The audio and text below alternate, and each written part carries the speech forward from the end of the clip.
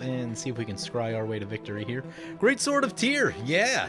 One that I'm excited to try out. Let's keep it right on top. We can equip the Great Sword of Tyr, yeah. Let's get this thing going.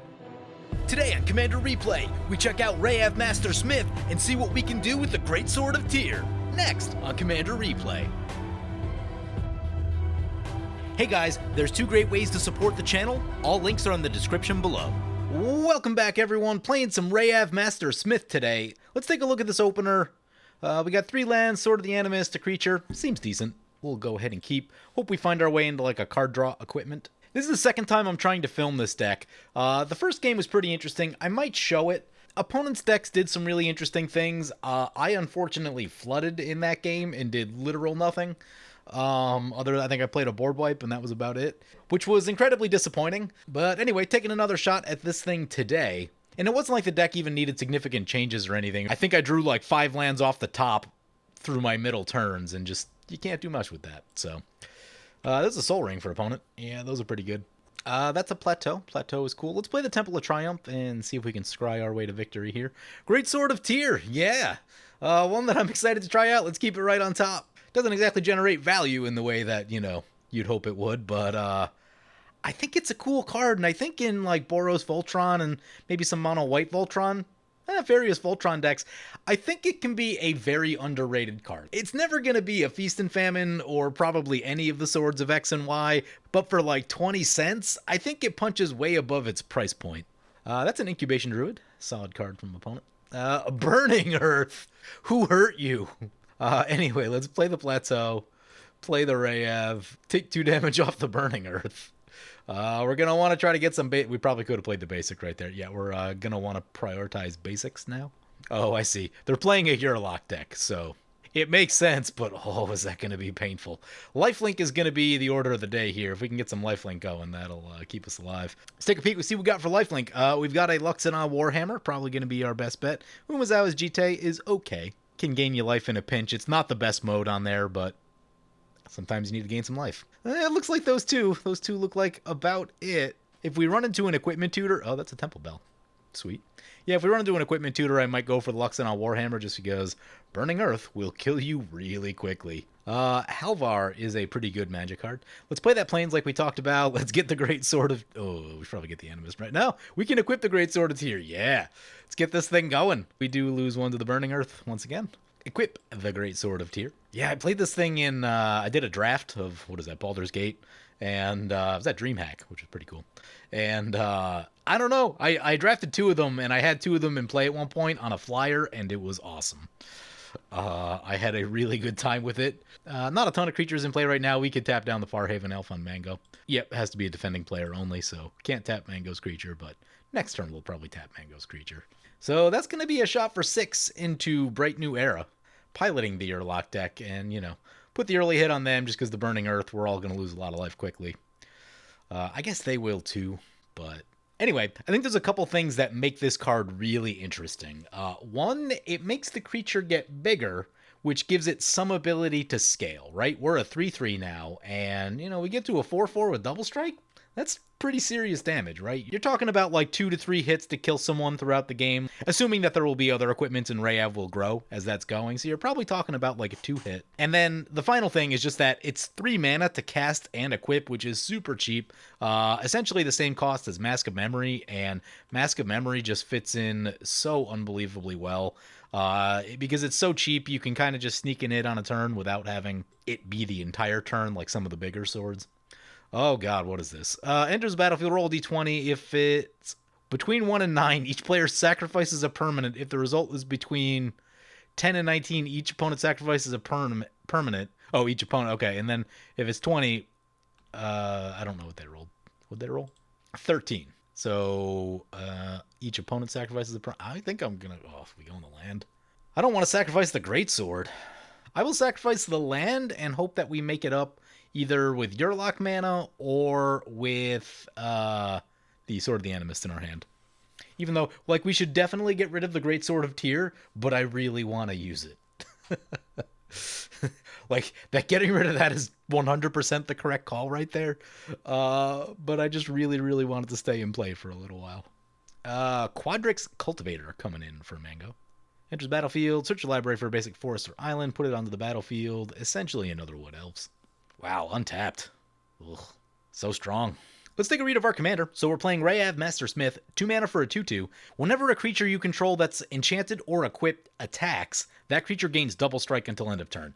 A lot of things to like about Reyav. The first is it's 2 mana and gets into play really quickly. Second, double strike with equipment is awesome. There's a lot of history of cards like that. Halvar is another one that's also really good. But what I also like is that it gives any equipped creature that's attacking double strike, which means there's times late in the game where like you don't have haste and you have to recast your commander, but you still want to get damage in with like, I don't know, this Hushbringer or something like that. So it allows you to suit up something like this Hushbringer and still get pretty meaningful damage in, maybe get double sword value, all those sort of things. Oh, that's a Staff of Domination. Oh, that's gross. We should get rid of that. That thing was born to combo. There's a Talisman. Talisman is something we can tap that doesn't hurt us every turn and also sort of catches us up on the land that we gave away there. So we will play the Talisman. Oh, the Burning Earth went away. Oh, they sacrificed the Burning Earth. Oh, okay. That helps.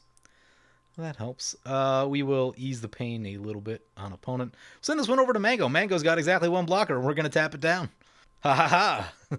Eat this great sword of tear. And, like, I think that ability says that you can probably find one person at the table that only has 1 blocker through, like, most of the game, right? If it's turn 12 and a board wipe hasn't happened, sure, it's probably going to be really clogged. But even still, getting rid of the best blocker... Because the other thing, too, is that, like, they may have 1 profitable block and a bunch of, like, really unprofitable blocks. And, again, that just changes what you can do in combat. It gives you the ability to, like, really kind of press the attack. So far, liking the Greatsword. Anyway, how does this Bellbay thing work again? I know I played it one time, but I forget what it does. At the beginning of each player's post-combat main phase, that player adds 2 colorless for each of your opponents who lost life this turn. We get a little extra mana. Love it. We get 2 extra mana. That seems like a good time for Arden, Intrepid Hero. And then we'll go for the Sword of the Animus the next turn, free equip it, do that whole thing. Sounds like a plan to me. We will want to get that Hushbringer in at some point, too, just because... Mango's deck seems like it probably has a lot of ETBs in it. By the way, we should take a look at what everyone's playing today. First up is Delta Fiend piloting Feldon of the Third Path. Cool value commander. I know I've seen it over the years. I don't think I've seen one recently. But it's a card that I've used in some decks. I was using it in the Angel Reanimator for a minute. I was in Tap Creature Tribal for a minute. And it can do some cool stuff. It's just a lot of value stapled onto a creature. You just tap it every turn and get your best thing out of the graveyard. You know, like if we have to sacrifice stuff every time this comes back, I'm not going to be thrilled about that. Also, we've got a Blacksmith skill up just in case we need to protect ourselves a little bit. Demanding Dragon enters the battlefield. It deals 5 damage to target opponent unless that player sacrifices a creature. Yeah, we'll take the 5 damage. Sacrifice creature? Nope. Man, this thing's a 6/6. How'd they get to that so fast? Oh, Worn Power Stone. Yeah. Worn Power Stone. Still pretty good, at least early in the game. I think Hedron Archive is better at like every point after turn 3 or turn 4, but Worn Power Stone is really bad into a Cyclonic Rift. Hedron Archive being able to tap for mana the turn it comes down is a huge difference between those 2 cards. Also, I mean, obviously the card draw thing too, but yeah, trying to recast Worn Power Stone after a Rift is very painful. Opponent's going to draw with the Bonders Enclave. Yeah, why not? They got some big creatures in play. Quandrix's going to swing into Bright New Era. Yep. In the middle, we've got Mango piloting Surrak Dragonclaw. I think they said it's a Primal Surge deck. Not a ton of love for Primal Surge. Played it on the channel one time. Slammed a can of Surge. That was a pretty wild video. Don't ever do that. I felt terrible the rest of the night. Also, I couldn't get to sleep because it was a can of Surge, and I did it at like 5 o'clock. That's an Ashaya. Those are pretty good. How big is it? It's a 7/7. Funny enough, I think this blows up lands, doesn't it? It is indeed a land. This blows up lands. Yeah. If that becomes a problem, Ashaya might be a worthwhile land to blow up. Oh, are we doing that this turn? Do we have enough mana to do everything? Yurloc into play. Well, let's see if Yurloc's going to get us some extra mana. I guess it has to tap to do that. It does not yet have haste, so that might take a second. What's this thing do again? Non-token creatures you control are forest lands in addition to their other types. So that's going to give Mango 3 extra mana currently. Ugh. I feel bad playing a Volcanic Offering this early in a game because it's like a pretty brutal card, turn 4, turn 5. But giving the Teamer deck extra mana every turn also doesn't seem great. Sword of the Perons. There's gotta be a combo in here, right? You may tap or oh god. Does that go infinite? Play the planes. 3 to tap or untap an equipped creature. Okay. It doesn't go infinite because you have to pay 1 to activate Yurloc, which is the thing. But we're probably just gonna sit on that Volcanic Offering. Though I really wanted to get the Sword of the Animist in. We could hit someone, get the 2 extra mana, and then do it? Or we can just wait for the Yurloc mana to go on the stack. That also works. There we go. Get the Sword of the Animist value going. This is going to be very important that I click the correct way with Arden. It is worth noting on Magic Online that Arden and Halvar require you to click in the exact opposite orders from one another to get the thing free equipped, which is super frustrating, and I mess it up all the time. Alright, okay, let's see. At the beginning of combat on your turn, you may attach any number of auras and permanents you control to target permanent. So we need to choose the permanent, which would be Reyav, choosing the target, and choose the S word to equip. Sword of the Animist is now equipped. We're going to swing into Delta just because I've been spreading it around a little bit. We got Reyav, Greatsword, and Sword of the Animist. All seem pretty good. Greatsword, we're going to tap down the Elemental because I don't want that in the graveyard if it doesn't have to be. Like, I would prefer they didn't bring this back with Feldon, so the 5 life is annoying, but I feel like we can deal with that a little bit better. Use the Sword of the Animist ability. Let's get... seem to be light on mountains. Let's get a mountain right here. And yeah, this thing continues to grow. It's a 6/6 now. Great Sword of Tyr, and we caught it early, and catching it early is probably going to be a big deal. But, you know, even still, if you can get like 2 attacks off with it, man, it's probably pretty good in Aurelia. Opponent's going to block. Yeah, that is a lot of damage. 12 commander? Yeah, that's more than half. We get no additional mana off Belbay, but we will pass like that and wait for the Yurloc mana to happen. Opponent's going to deal with that for us. This spell deals 19 damage. What? Deals damage equal to the total mana value of discarded cards to each of it. Oh, they discarded a whole bunch of giant things. Oh, they discarded a Gauntlet of Might. I wouldn't mind that Gauntlet of Might. That's a little extra mana. Oh no, they're going to shoot... we brought a Blacksmith skill. Do I need to be running this? As an additional cost to cast this spell, discard X cards. Deals damage equal to the total mana value of discarded cards to each of up to X target creature. Seems good in the Angel deck. Probably needs to go in the Angel deck. Huh. Yeah, that's not a terrible card for a Reanimator. I've always kind of looked past it. I don't know, the text on it. Too much reading for a burn spell. You're playing burn spells, you're not trying to think that much. We protect Reyav because Blacksmith skill is the best. And opponents lose their nasty creatures. Both things we were probably going to look to try and clean up. Ashaya and Yurloc going down. Mango's going to send the 3/4 our way. Yeah, we actually don't have anything for that. I guess one thing to consider is that if you're tapping down opponent's stuff every turn and they have to, like, consider that, then they might attack you more. Something I hadn't thought about. I'm like, well, can't hold it back. Might as well get some value out of it. Dragon Broodmother is a powerful card. 6 mana 4/4 flyer. At the beginning of each upkeep, make a token with Devour 2 and flying. Yeah. Puts out a lot of tokens. There's an Arbor Elf. Actually, tokens are really bad for what we're doing. We don't have Trample. We do have a Rogue's Passage. Rogue's Passage can get us through there. There's a Temple Bell activation. Finally, looking for that. Oh, that's a Blackblade Reforged. You know, damage isn't necessarily the thing that we need right now. Like, evasion would be better. Evasion or value would probably be slightly higher priorities to me in this exact second. Not to say that I won't take a Blackblade Reforged, but I was hoping to not just, like, immediately kill everyone at the table. And Blackblade kind of does that. Like, it at least says one person's probably going to die. You know, other players may have answers and things, but... Belbay, coming our way, yep. Funny enough with the Blackblade Reforged, actually what that'll give us is blocking, and I do believe we are in the market for some blocking. In particular, blocking with lifelink. Yeah, okay. Got a plan. We've got a plan. Temple Bell activation, love it. Land? Oh, there's the evasion. Now someone's got to die. Yurloc, back to play. Dragon Broodmother, continuing to trigger. Oh, another play. Another thing that I think we could do, so if we attacked with this, it would become a 7/7 with double strike. So that'd be 14 commander. 14 plus 8 is... what is that? Is that 22? That would kill Mango. So we could Rogue's Passage and go about it that way. If we wanted to kill Mango. I asked opponents who was closest to winning, and Bright said, if you have to kill someone, kill me, and well, here we go. Yeah, let us... so with Bright, we can actually just cast some of this stuff. Get all these things into play. Do we need Halvar? At the beginning of combat on your turn. What does it say? At the beginning of each combat. Maybe we want to get Halvar in. Because ideally I want to get Halvar, Hushbringer, Blackblade. Maybe we shouldn't have played the thingy there. 1, 2, 3, 4, 5. Yeah, we have shot ourselves in the foot. It's not ideal. I mean, I guess we're just going to have to survive Mango's Onslaught, right? We can hold up Volcanic Offering. That might be a decent play. But man, do I want to get that Hushbringer in and ready to attack. Yeah, I think we'll go with the Volcanic Offering play and just try and keep ourselves alive. This is actually lethal, right? So 7... Oh, yeah, with that thing it will be. Yeah, go to combat. Read this thing again, because again, I always mess it up. You target the permanent, so we target Reyav.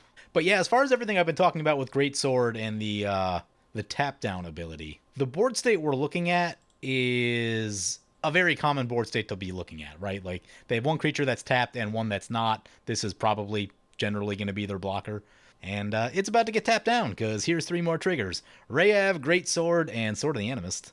Tap down the Yurloc. Let's get a Plains.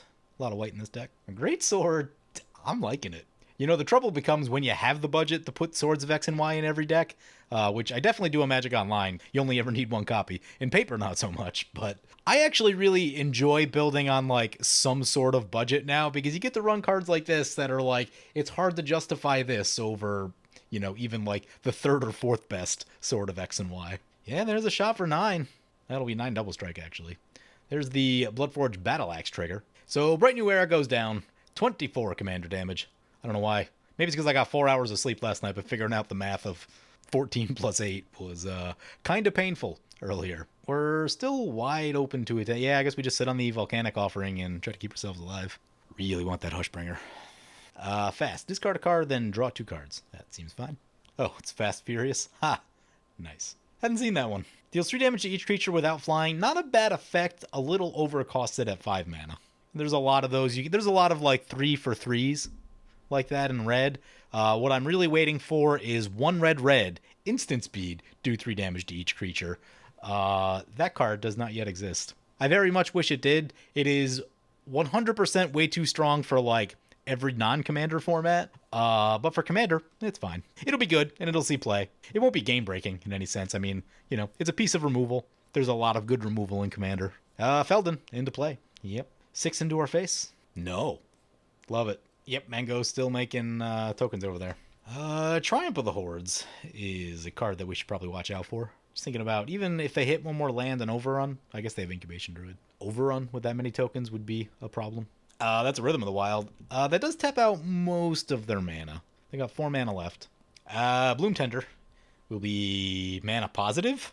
The old mana positive Bloom Tender with haste. Yeah, that's a thing. That is a thing. Yeah, Mana Dorks plus haste are really good. Untap Forest. So, not out of trouble yet. That's a Terror of the Peaks. That, fortunately, does tap out their mana. So we'll just need to kill Mango before they untap. And take our chances with the Feldon deck.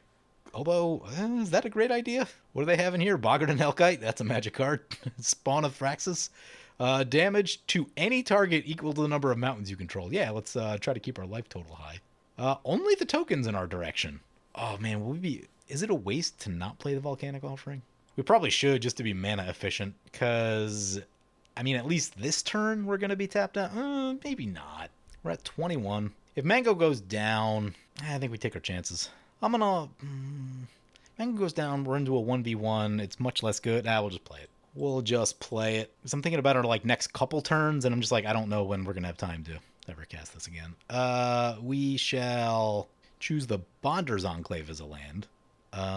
Choose an opponent. We'll choose Mango, since we're probably going to kill Mango, and Delta will be the remaining player. We'll see how charitable Mango's feeling. Mango tends to lead more toward the spiky side, and I don't mean that in like a derogatory way.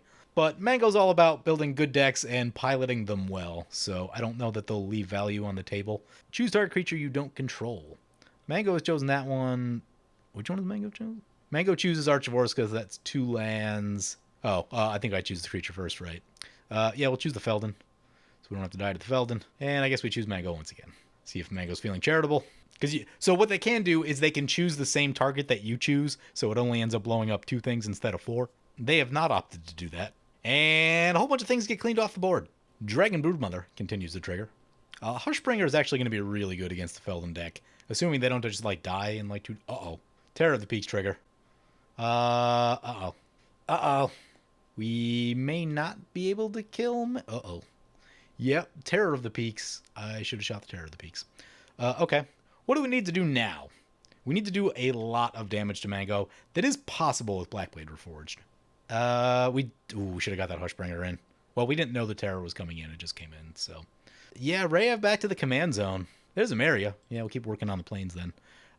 Play the Hushbringer. We have 5 total mana left. It's not enough to get Halvar, and so it's got to be the Trailblazers boots, and it's got to be Blackblade Reforged.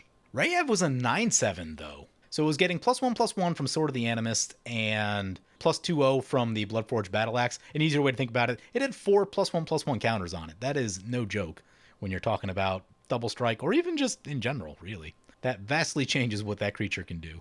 Go to combat. Oh, we don't have double strike. Ew, that's gonna be a thing. Choosing the target. Choosing Arden. Choose things to equip. 1, 2, 3, 4, 5, 6, and 7. I think we got them all. 7 equipments. That is quite a few. It has 16 power. That's not going to be enough to kill Mango. I mean, I think we still got to swing into Mango. Oh, man. No, Hushbringer keeps Terror of the Peaks from killing us. That is hugely important. They might just be able to kill us with... Yeah, they can probably just kill us with combat damage. Tap down the Terror of the Peaks. Now I think we're hoping on Delta has a board wipe. I think is where we're at. And get a planes. It's got 18. It's not going to kill Mango, though. And they're probably going to get a really good shot at it. 3 more Bloodforged Battle Axes. Love it. Yeah, pass like that. Yeah, if we played the Hushbringer, life would have been a lot better. We would have not gotten eaten by the Terror of the Peaks. There's a Volokut Awakening. Would not be sad to see a Blasphemous Act. It'd be a little sad to lose the Hushbringer, but we're on 5 planes for Amaria, so you get there in relatively short order. Yeah, no, that Volcanic Offering play looks really bad now that Mango is still alive. Didn't count on that. Didn't count on the Dragon Broodmother Devour thing. Pretty nasty. Pretty nasty. Are they going to devour more stuff just to have... Yep, they make another 7/7. I don't know if they realize the Hushbringer would stop that or not. But there is just value in having 7/7 flyers. Come on, board wipe. Thrill of Possibility. Digging for that Blasphemous Act. Chain Reaction is probably just big enough to kill most of the things on board. I've actually really started to like Chain Reaction. I like the low mana cost of it. I do like some of the Earthquake type cards have gotten harder and harder to run. Just because creatures keep getting bigger for less mana.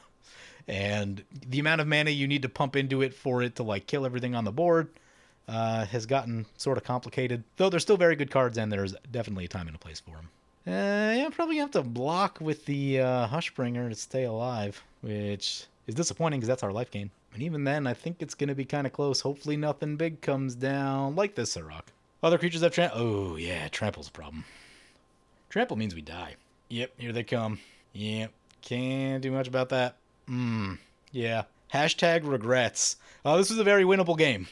It was a very winnable game. Just didn't count on the Terror of the Peaks Broodmother thing. Yeah, down we go. Delta was like, why did I get hit so hard with that Volcanic Offering? Yeah. Because the plan was to kill Mango, and Mango wasn't supposed to be here right now. But because we left Mango alive, Mango killed us. And that is why we always say kill Mango first. But, you know, I try to balance that out with, like, I should let people play the game a little bit once in a while. Those two things are definitely at odds. But I'm happy we got to see what the deck does. That's the most important thing. So obviously, I like winning, and winning is good. But that's not necessarily what I'm always looking for in games on the channel. Like, I would be really happy if, like, that's a Fervent Mastery. That's a card that I need to check out. But I'm perfectly happy if I'm going for the big play and I get caught up in like a Settle the Wreckage or something like that. Because at least when that happens, you get to see what the deck was trying to do, right? Like, your attack gets messed up, and sure, you probably won't win if you get settled late in the game real hard. But just for the sake of camera and you guys being able to see, oh, this is what this deck does, cool. So yeah, we got to see Reyav. Pretty excited about it. Anyway, let's take a read of this card. This is a very interesting card that I need to test out. Fervent Mastery. You may pay 4 rather than pay the spell's mana cost. An opponent discards any number of cards and draws that many cards. Search your library for up to 3 cards, put them in your hand, then discard 3 cards at random. So tutor 3 times, then discard 3 times at random. You know, it's a red tutor. If you're really in need of a red tutor, it's something. It exists. I would say it's probably better than Gamble. I have absolutely no love for Gamble. Gamble is fine in graveyard decks, which I guess Feldon is a graveyard deck, so Fervent Mastery, also good for Feldon. Again, graveyard deck. But as a Spite Bellows, love that card. I executed a really fun, we'll call it a combo, probably more of a synergy than it is anything. A long time ago in a game of Commander, it was 1v1. I evoked the Spite Bellows, blew up whatever the important thing was on board, don't remember what it was. Then used the Sword of Light and Shadow to get it back into my hand, and did it again next turn. It was great. I love low power Magic. Is it even that low power? It's not like terrible. Honestly, like, Spite Bellows is still a very playable card. Sure, you're not going to run it everywhere, but like, the worst case is you kill a creature that needs to be killed, right? Somehow, opponent searched up the Blasphemous Act and discarded it. Yeah, that's how the red tutors will get you sometimes. Yeah, they'd have a reasonable chance. Their lands got hit kind of hard, which is never great. Feel a little bad about that. That's why I don't run Volcanic Offering in every deck. I run it in stronger decks where I know I'm going to be facing other stronger decks, and I feel less bad about what Volcanic Offering does at a table. So Mango takes it down. Yeah, the combination of plays with the Terror of the Peaks. Where'd it go? I guess Terror of the Peaks went down. Terror of the Peaks and the Dragon Broodmother just didn't account for that, and it got us. Killed our commander. I was planning to kill Mango with commander damage, so that was a big play from their part. Anyway, here's a peek at the deck. For the most part, pretty standard Boros equipment type stuff in here. As far as a few cards that I think are really interesting, or I'm testing out just because I think they're cute with this commander. Zephyr Boots, I was talking with Sean about earlier. I was kind of hoping to see it in this game. I think it could be really good for this deck. It's essentially a worse Mask of Memory that gives you flying. So instead of actual card advantage, it's just looting. Looting is not the end of the world. Looting can get you to your actual card draw, which is a thing. Or just, to whatever you need. Like, if we found a Luxodon Warhammer in there, we'd still be alive. Or, numerous other things. So, we got that one. Pretty interesting. Bloodforged Battle Axe is really good with the double strike. Rogue's Gloves gets very good because of the double strike. And, if you can't afford a Fire and Ice, this is a really good budget Fire and Ice if you need the card draw. Here's one. Goldvein Pick. And also Prying Blade. They both make a treasure when they hit an opponent. With Double Strike, that's potentially a lot of extra mana. Like, if we had one of these early in the game and made a few extra treasures, we would have been able to get that Hushbringer in, and that Hushbringer probably would have had Blackblade Reforged on it from the Arden, which is a lot of flying, blocking lifelink. So, yeah, just a couple extra mana could have changed the game. Probably should have sacrificed the Great Sword of Tyr instead of the land early on. May have made a difference. Who knows? Can't forget. We have Destructive Urge and where's the other one? Spectre Shroud. I call these winning the lottery, and I told opponents before the game, do not win the lottery because you will have a bad time if you do.